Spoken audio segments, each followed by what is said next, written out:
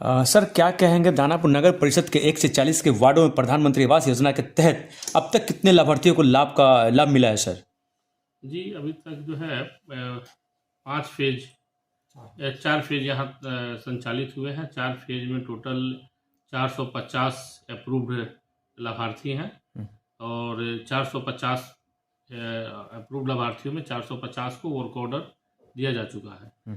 450 में 400 से अधिक को जो है फर्स्ट इंस्टॉलमेंट दिया जा चुका है। 350 के आसपास जो है सेकंड इंस्टॉलमेंट दिया जा चुका है। फाइनली 160 जो है बन करके तैयार हैं और थर्ड किस्त के स्तर पे 160-70 जो है लगभग। ऑलमोस्ट देखा जाए तो अब तक 1 सालों के अंदर कितने लाभार्थी को लाभ पहुंचा है प्रधानमंत्री आवास योजना के तहत? ये कई चरणों में जो है फेजों वाइज कर करके यह योजना चल रही है सरकार की तरफ से। तो सालाना इस पर तो लास्ट में जो चला है उसमें 125 लाभार्थियों को जो है जी इस योजना का लाभ दिया गया। सर अब एक लास्ट टाइम आया वो कब तक का है?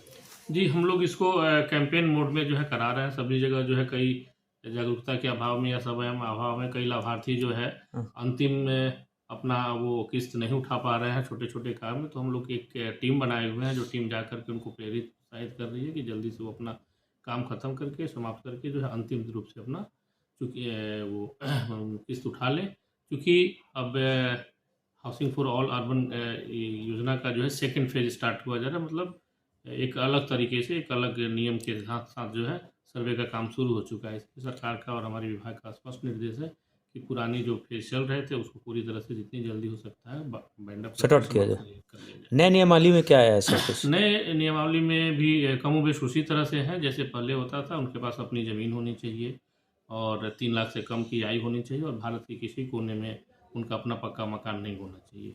ये है। उसके बाद उनके अपने ज़मीन के दस्तावेज वगैरह सभी कुछ हम लोगों ने माननीय पार्षद और सभी हम लोगों के बीच प्रचारित कर रहे हैं हम लोग। और जल्दी ही जब सभी लोगों को बता दिया गया है कि क्या क्या जो है डॉक्यूमेंट्स लगेंगे, उस डॉक्यूमेंट्स के जो आलोक में हम लोग सबको तैयारी करने का और डॉक्यूमेंट्स इकट्ठा कर लेते हैं। तो फिर हम लोग वार्ड में जो है सभी वार्डों में हम लोग जो है एक शिविर लगा करके इस बार ऑनलाइन फॉर्म लेने की प्रक्रिया की जा रही है।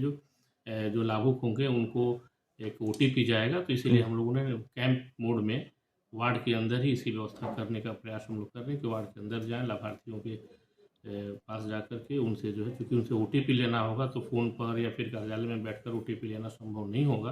तो हम लोग उनके पास जा कर के अपने ऑपरेटर के माध्यम से ऑनलाइन उनका जो फॉर्म लेकर के ऑनलाइन अप्लाई हम लोग करेंगे। हाँ सर ऐसा है कि यहाँ 1 से 40 के वार्ड हैं। लगभग लोगों के यहाँ पे कुछ ऐसे हैं कि कहीं पे सर्वे है कहीं अनसर्वे है।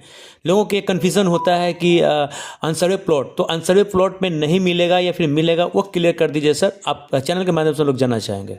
जी पहला शर्त है कि जो भी लाभ लेना चाहते हैं उनके पास अपनी ज़मीन होनी चाहिए। अगर उनके पास अपनी ज़मीन है तो उनका लाभ उनको मिलेगा। क्या कहेंगे तब और अब में क्या कुछ डिफरेंसेस हैं एप्लीकेशन फॉर्म भरने में?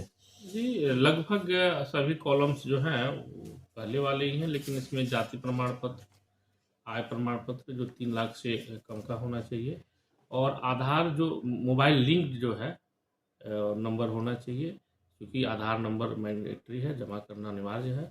उसका स्कैन कॉपी जाएगा, उसका नंबर डालने से जो है OTP आएगा जो लाभार्थी जो आवेदक हैं उनके मोबाइल पर, और तब जो है प्रक्रिया आगे बढ़ पाएगी और सबमिट होगा। इसीलिए आधार और मोबाइल लिंक्ड मोबाइल नंबर अनिवार्य। कब तक एक टाइमिंग होंगे सर? अभी तो इसके लिए कोई जितनी जल्दी हो जाए उतना चाहिए। 5 तारीख तक का जो है हम लोगों को टाइम बाउंड है। 5 तारीख तक में हम लोग को कर लेना है। Thank you sir.